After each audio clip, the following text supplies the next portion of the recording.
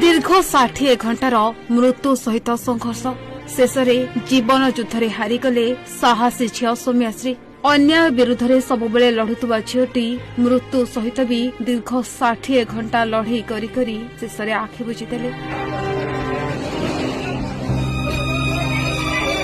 Burn ward रे दीर्घ 60 घंटा प्रतिटी मुहूर्त जम जंत्रणा अनुभव करुथिले सौम्याश्री। ना बंची पारुथुले ना मरी पारुथुले। देह सारा बैंडेज गुड़ा होइथिबा बेले कष्टरे आर्त चित्कार करुथुले सौम्याश्री। आउ सही हेउनी मते मुक्ति दियो बोली थर थर कंठरे होतले सौम्याश्री। धीरे धीरे सौम्याश्री स्वास्थ्य अवस्था बिगुड़ुथिबा बेले 24 घंटा बेस गुरुत्वपूर्ण थिला बोली समय देथिले डाक्टर। हेले 24 घंटा पुरलानी। गतकाली विलंबित राति एम्स कर्तृपक्ष तांको मृत घोषणा करिसेंती।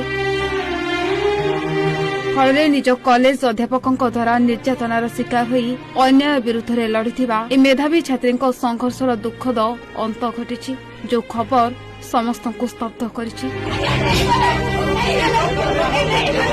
बंधु गत 12 तारिख रे एफएम कॉलेज रे घटिथिबा घटना काहाकु भी अछपा नाही। केमती एम्स रो बर्न वार्ड रे जीवन सह संघर्ष करुथिले पीड़िता। तांको शरीरर 95% पोड़ी जाइथिला। तांको अवस्था अति संकटापन्न रहितबा बेले आगामी 24 घंटा बेस गुरुत्वपूर्ण बोली एम्स निर्देशक डाक्तर आशुतोष विश्वास पूर्व सूचना देथिले। हेले वर्तमान छात्री जनकर मृत्यु होइथिबा सूचना मिलिछि।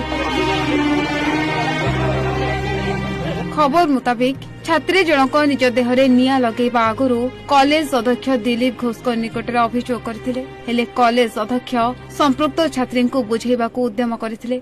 आ अध्यक्ष रूम रो बाहरी निज देहरे निया लगाई देथिले सौम्याश्री। खूब कम समय मध्य तांको देह भयानक भाव चली जाइथिला। प्रथमे तांको बालेश्वर जिला मुख्य चिकित्सालय आ परे भुवनेश्वर एम्स को स्थानांतरित करा जाइथिला। तांको शरीर 95% अंश पोड़ी जाइथिबा बेले स्वास्थ्य अवस्था अत्यंत संकटापन्न थिला। तेणु तांको सर्वोत्तम चिकित्सा जोगाई देबा लागि एम्स रो एक 10 जणिया विशेषज्ञ डाक्तरी टीम गत 60 घंटा धरी दिन राति एक कर दैथिले।